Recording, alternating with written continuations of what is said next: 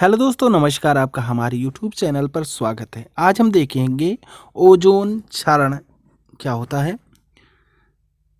तो अगर आपने हमारा चैनल सब्सक्राइब नहीं किया है तो प्लीज़ इसे सब्सक्राइब कर लें, क्योंकि यहाँ पर टॉपिक वाइज वीडियो आते रहते हैं। तो चलिए शुरू करते हैं। ओजोन परत पृथ्वी के वायुमंडल में समताप मंडल के अंतर्गत प्राकृतिक ओजोन गैस की एक मेखला है, जो सूर्य द्वारा उत्सर्जित हानिकारक परावैंगनी किरणों यानी अल्ट्रावायलेट रेज से रक्षा के लिए कवच का कार्य करती है। इस सुरक्षात्मक आवरण का मानव द्वारा क्षरण हो रहा है, एवं यह क्षरण न सिर्फ उत्तरी एवं दक्षिणी ध्रुव के ऊपर बल्कि यह समूचे ताप कटिबंधों के ऊपर हो रहा है। यह क्षरण ओजोन गैस की वायुमंडलीय गैसों से रासायनिक अपक्रिया के फलस्वरूप ऑक्सीजन में बदलने से संपन्न हो रहा है। ओजोन या ट्राई ऑक्सीजन यानी O3 एक ट्राई एटॉमिक अणु है, जो 3 ऑक्सीजन परमाणु से बना होता है। कितने परमाणु ऑक्सीजन से? 3 परमाणु ऑक्सीजन से बना होता है। यह एक प्राकृतिक गैस है जिसका रासायनिक प्रतीक O3 है। आप सिंबल में भी देख सकते हैं।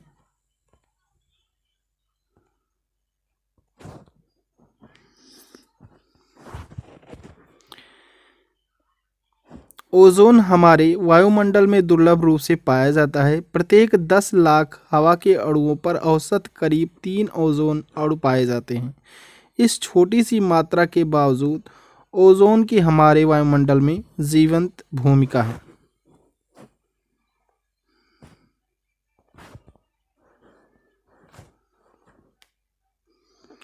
ओजोन कालानुक्रम 1840 में ओजोन अणु की पहचान एवं नामकरण दिया गया। 1900 में समताप मंडल की पहचान हुई। 1920 में अमोनिया के सुरक्षित विकल्प के रूप में CFC का आविष्कार हुआ। 1930 ईस्वी में प्राकृतिक चैपमैन चक्र ओजोन प्रतिक्रिया की पहचान हुई तथा 1970 में सुपरसोनिक विमान के परिवहन से समताप मंडल छत की चिंता अंटार्कटिक के ऊपर समताप मंडल के निचले भाग से ओजोन परत की छत की ब्रिटिश अंटार्कटिक सर्वे द्वारा पहचान की गई। 1974 ईस्वी में CFC प्रतिक्रिया की पहचान रोलैंड एवं मोलेना द्वारा की गई। 1978 में CFC एरोसॉल पर संयुक्त राज्य अमेरिका, कनाडा, स्कैंडिनेवियाई देशों में प्रतिबंध। 1980 में CFC उत्पादन में वृद्धि जारी। 1985 में दक्षिण ध्रुवीय ओजोन छिद्र की ब्रिटिश वैज्ञानिकों द्वारा खोज अंटार्कटिका ओजोन छिद्र के माध्यम से। 1987 में मॉन्ट्रियल प्रोटोकॉल की स्थापना। 1996 में CFC एवं अन्य ओजोन विघटनकारी पदार्थों पर प्रतिबंध। 2030 में HCFCs को धीरे धीरे पूरी तरह से बाहर करना। ओजोन गैस का निर्माण ऑक्सीजन अणुओं के सौर प्रकाश की परावैंगनी किरणों के साथ अपक्रिया से ओजोन का निर्माण होता है। समताप मंडल में इसी प्रक्रिया द्वारा ओजोन का निर्माण होता रहता है। जैसे O3 प्लस फोटान सौर प्रकाश बराबर 20, पुनः O प्लस O2 बराबर O3, परंतु साथ ही यह ऑक्सीजन परमाणु के साथ प्रतिक्रिया कर नष्ट हो जाता है। O3 प्लस O बराबर 22। ओजोन गैस का विघटन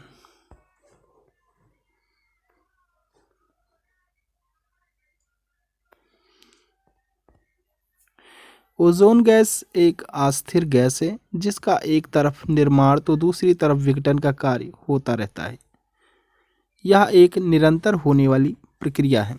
ओजोन का क्षरण एवं विनाश 2 प्रक्रियाओं से होता है। पहला जो है वह प्राकृतिक प्रक्रिया तथा दूसरा मानव जनित प्रक्रिया। वायुमंडलीय ओजोन का मापन। वायुमंडलीय ओजोन का मापन डॉप्सन स्पेक्ट्रोमीटर द्वारा किया जाता है एवं इसे डॉप्सन यूनिट में व्यक्त किया जाता है। एक डॉप्सन यूनिट शुद्ध ओजोन की 0.01 मिलीमीटर की मोटाई के बराबर होती है।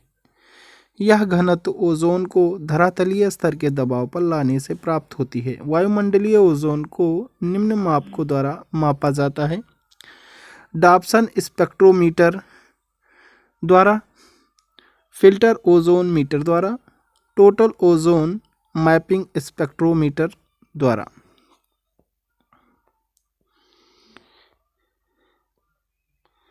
ओजोन छिद्र तकनीकी रूप से कोई छिद्र नहीं है जहां पर कोई ओजोन गैस उपस्थित नहीं होती, बल्कि यह अंटार्कटिका के ऊपर समताप मंडल में ओजोन अपघटित क्षेत्र है जो दक्षिणी गोलार्ध में वसंत ऋतु यानी अगस्त से अक्टूबर के शुरू में होने पर घटित होता है। वायुमंडल में ओजोन का औसत सांद्रण करीब 300 डॉप्सन यूनिट है। कोई क्षेत्र जहां का सांद्रण 220 डॉप्सन यूनिट से नीचे गिर जाता है वह ओजोन छिद्र का भाग माना जाता है। चित्र में नीले एवं बैंगनी रंग वाले क्षेत्र पर निम्न ओजोन के स्तर एवं हरे तथा पीले रंग वाली जगहों पर उच्च ओजोन का स्तर उपस्थित है। आप इस चित्र में देख सकते हैं। ओजोन परत का पतला होना। 1974 में रसायनविद शेरवुड रोलैंड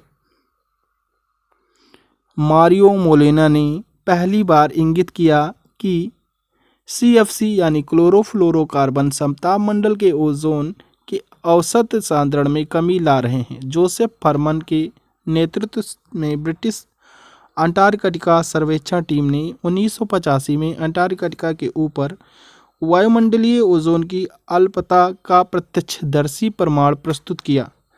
जोसेफ फरमन ने प्राप्त सूचनाओं के आधार पर बताया कि अंटार्कटिका के ऊपर वायुमंडल में वसंत काल में ओजोन परत में 40% क्षरण हो जाता है। ओजोन विघटन का अवलोकन दक्षिणी ध्रुव में से वसंत ऋतु अर्थात सितंबर से नवंबर के बीच में हर वर्ष किया गया। बाद में यह घटना ओजोन छिद्र यानी ओजोन होल कहलाने लगी। अंटार्कटिका के ऊपर सर्वाधिक ओजोन क्षरण का कारण क्या है, आइए देखते हैं। अंटार्कटिका के ऊपर ओजोन क्षरण के 3 प्रमुख कारण हैं। पहला जो है वह ध्रुवीय समताप मंडलीय बादल हो जाएगा, दूसरा है ध्रुवीय भंवर, तीसरा सक्रिय क्लोरीन का प्रभाव।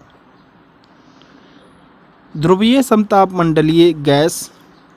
ध्रुवीय समताप मंडलीय मेघ नेक्रियास बादल के नाम से भी जाने जाते हैं। इन मेघों की अवस्थिति पृथ्वी के समताप मंडल में उच्च तुंगता पर होती है, सामान्यतः जो कि 70,000 फीट है। सामान्यतः समताप मंडल में अत्यधिक शुष्कता पाए जाने के कारण यहाँ पर बादलों का निर्माण नहीं होता है, लेकिन शीत ऋतु के समय इस ऊंचाई पर समताप मंडल का तापमान इतना कम हो जाता है कि बादलों का निर्माण संभव हो जाता है। इन बादलों के कण एक समान आकार के एवं छोटे होते हैं, जिनके द्वारा सूर्य के प्रकाश को एक समान तरीके से परिवर्तित किया जाता है। इस कारण से बादल रंगीन होते हैं। तो आज के लिए बस इतना ही। अगला प्रतिशत देखने के लिए आप हमारे चैनल को सब्सक्राइब करें। Thank you. जय हिंद, जय भारत।